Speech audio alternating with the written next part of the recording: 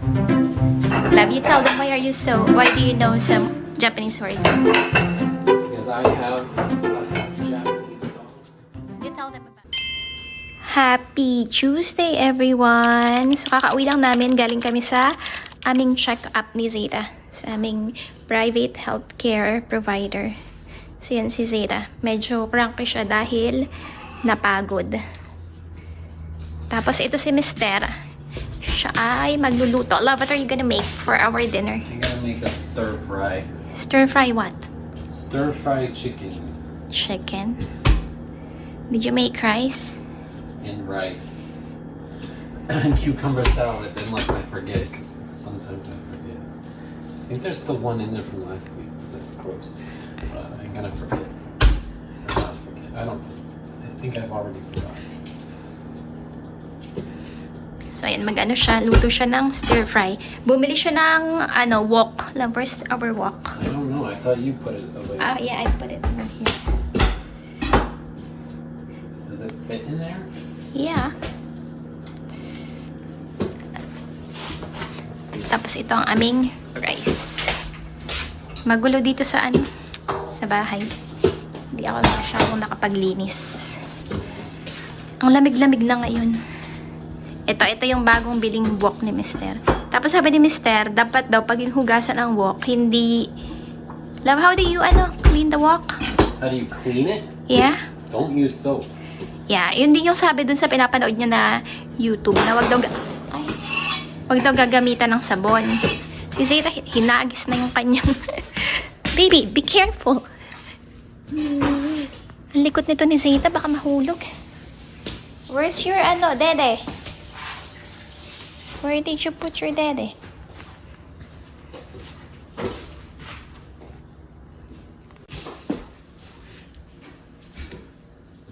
Where's your daddy, baby? Ay, nako. Tingnan nyo naman, sobrang kalat dito sa bahay.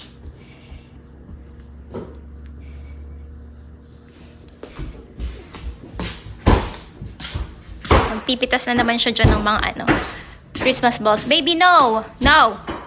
No! No! Oops! Stand up. Stand up.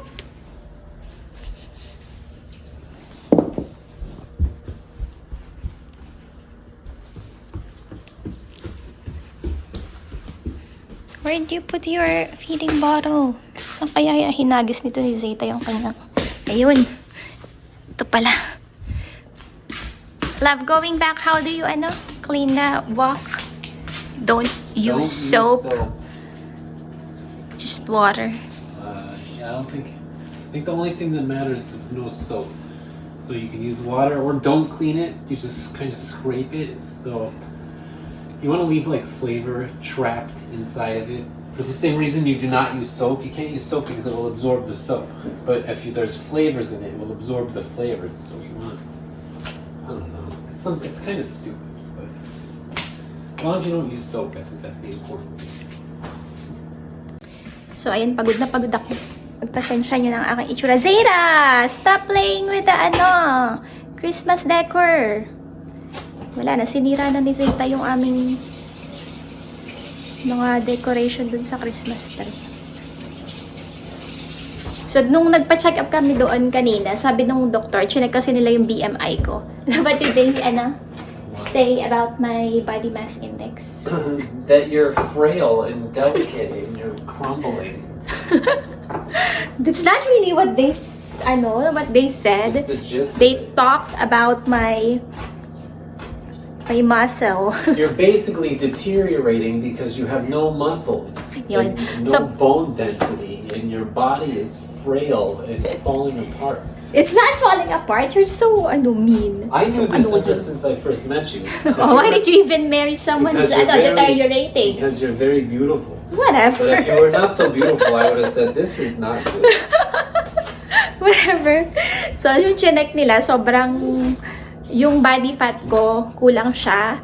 Tapos, yung aking, anong tawag ito, yung muscle, sobrang baba. Kaya sabi nila, kaya sobrang hina ng aking arms kasi nga, yung muscle niya, Napakakonti. Pati yung sa legs. Pero yung aking core, sabi nila matibay yung core ko.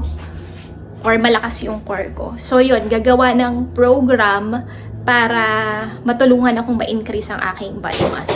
Lalo na daw ngayon, next time, may sabihin kami sa inyong balita. Or, yes, important news.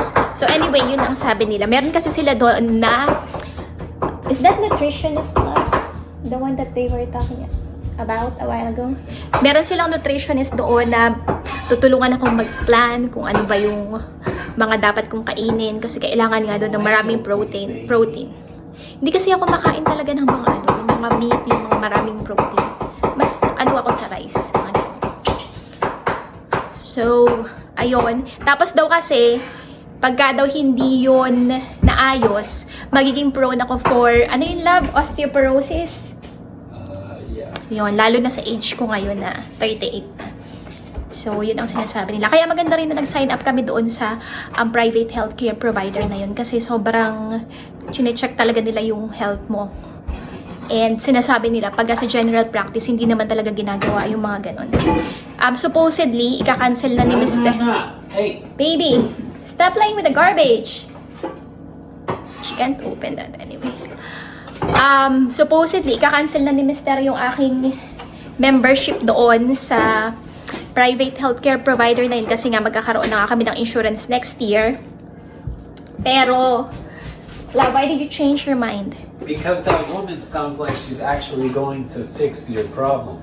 Unlike somebody else who would just say, well, but the woman she's a smart... Just a woman, she's a doctor. Whatever, I'm impressed with this doctor. I know. Yeah, sobrang sobrang bait niya. Tapos, makikita mo talaga na concern siya sa'yo, hindi lang pera ang habol niya. May concern talaga siya. Yung ganon. Pretty baby. So, ayun. So, yung puruso. Instead na ay, baby! Nabago yung isip ni Mr. na wag na lang i-cancel yung aming service doon. So, aside sa health insurance, meron pa kami isang binabayaran na private healthcare provider. Yung sa akin is $75 per month. Tapos kay Zayra is $35 per month. Tapos yung sa health insurance, iba pa siya. Ayun.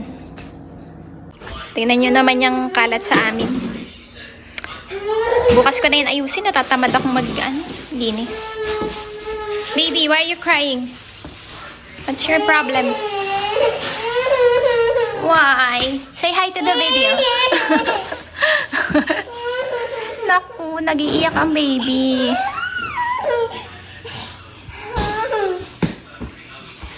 Ano na to, pagod na to si Zayra. Gusto na matulog nito, kaya ganyan siya.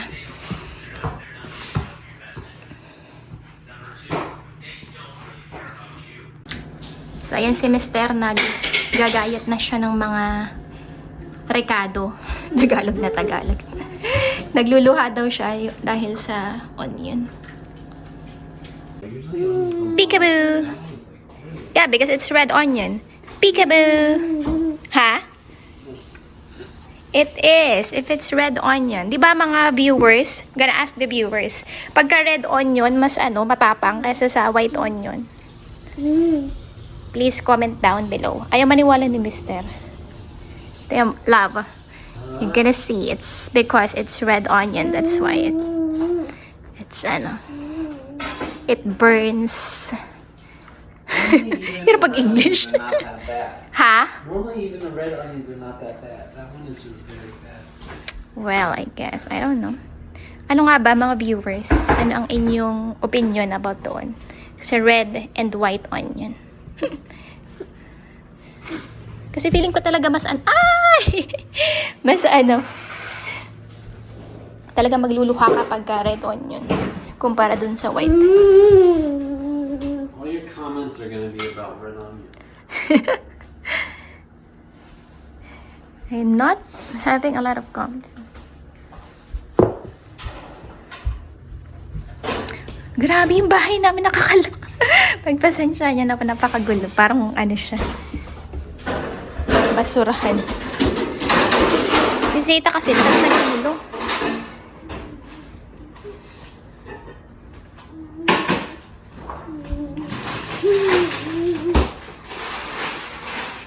So, ito yung first two gifts dito sa aming Christmas tree. Ito, regalo sa akin ni Mister. Ayan, regalo niya kay Zeta. Tapos may iba pa siyang mga parating na gifts para kay Zeta. Ang dami niyang binilang regalo para sa baby na ito.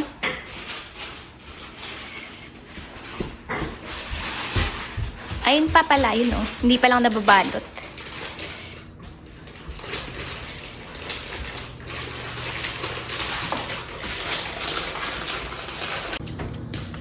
Tinanggalan ko na ng sweater si Zeta kasi parang nainitan siya. So, medyo inayos ko na dito. Pero, ayan, ginulo na naman ni Zeta. Meron na naman siyang kalat na dinala dyan. Yung aming mga picture frames. Pag may baby talaga, wala. Ang hirap magkaroon ng kaayusan sa bahay. So, hinahayaan ko na lang kasi. Parang may, something sa diaper si Zeta. Wait lang, check ko. So, supposed to go a little bit oil stuff, a little bit of oil stuff, a little bit of oil stuff. So I'm not overly confident about this. Just the first try. I think the chicken is chopped too big, so.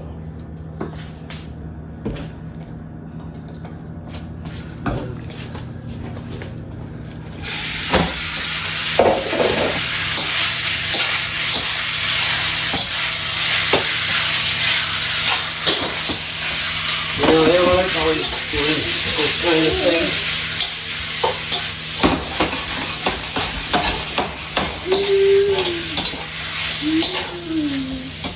Si Zeta, nakisiksik na naman sa tatay niya.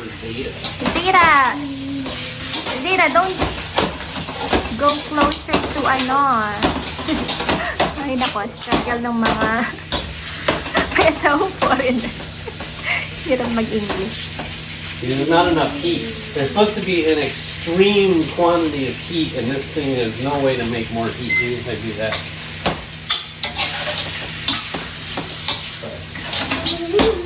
Baby!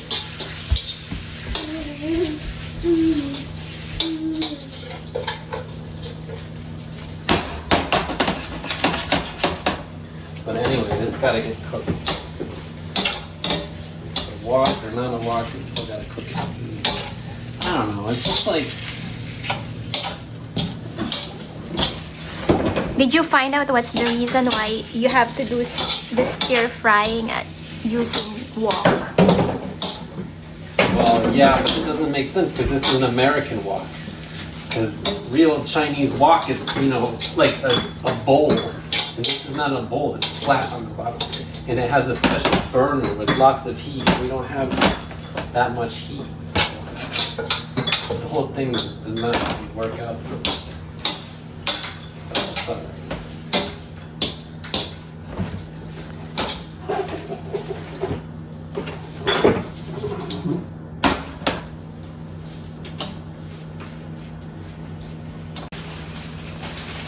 So, ayan, nagdadagdag na si Mr. ng... Love, you tell them what you're doing.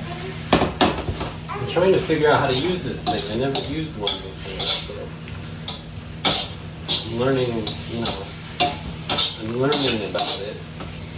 But there was things that I could have done different, and I should have chopped this chicken smaller because it's too big. So it's making everything a little extra difficult because the chicken chunks are too big.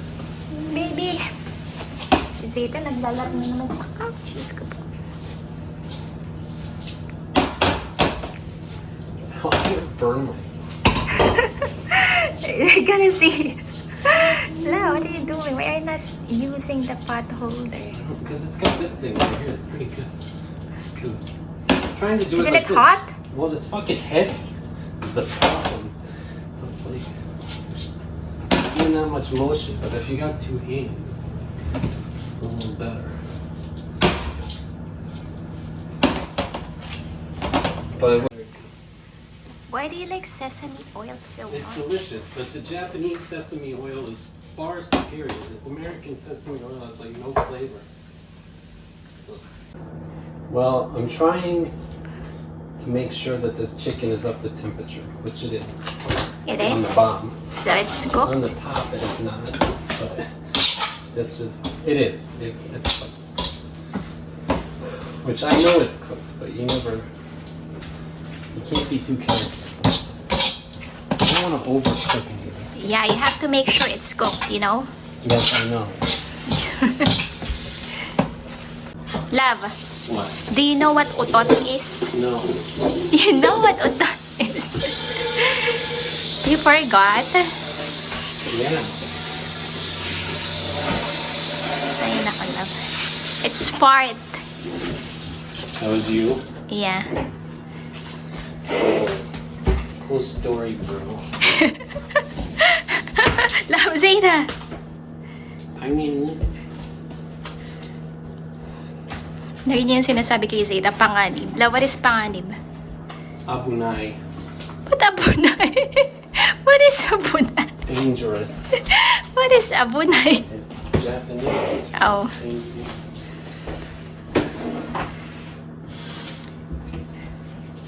Love, you tell them why do you know some Japanese words? Because I have a half Japanese dog. You tell them about it. It's very sad. That's why we don't talk about it. No, just tell them that you have a half. How old is I she? did already. Yeah, how old is she? She's 7, unless I lost count because I haven't seen her in 2 years, which is very sad. That's why we don't talk about it a lot because it's so sad. Because her mother will not let me see her. It's very sad. You know, they're right over there. Ayun, so meron pong kapatid si Sarah na half Japanese, Show her a picture. half I don't think we are allowed to do that, you know. The mother might How's get. she gonna know? Well, it's better not to. Pero tingnan nyo na lang si Zayda, magkamukha silang dalawa. Maybe I can show the photo over there, but far away. Ayun no, ayun siya. Ayan. Yan. Mahaba yung hair. Yan ang kapatid ni Zayda. Magkamukha sila, pero yun naman kasi half Japanese naman and half American. Si Zayda naman ay half Filipino, half American. So yun, nakakalungkot lang kasi hindi pa sila nagkakakilala. So yun lang ang share namin sa inyo for now. Dahil ang iba ay personal na. Pero yun nga, meron si Mister. Meron siyang anak meron siyang anak sa ibang babae. Pero ano naman yun, alam ko yun before pa kami naging magkarelasyon. Nung nagkakilala pa lang kami sa dating app. Kasi dun sa isa sa mga pictures niya doon sa dating app, kasama niya yung kanyang baby. So hindi naman niya tinago yun. Saying goodbye. Yeah, so ito na ang ating... Wait, show them. I'm not done yet. It's almost done. Yeah, I'm showing them. It's not done. I'm just showing them. Finishing touches. I'm showing them your, preparing. Where is my finishing touches?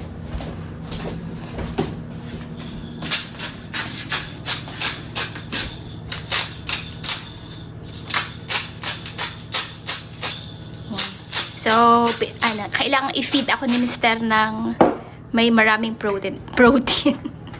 Does it have a lot of protein? Just the chicken. Isn't it? All the vegetables have protein. Really? Para tayo ay hindi mag-deteriorate. Kagaya na sabi niya, you move over there. I couldn't. Let's see, Zayda. So, yan ang aming dinner for tonight. Stir-fried chicken with rice, courtesy of the husband. Zayda, come on. Let's go eat. So, yun lang po for today's video. You, end my vlog. Bye, everybody. Vlog over. So annoying. Bye-bye. Say bye-bye, everyone. Zayda, say bye-bye, everyone. See you again next time. Bye-bye.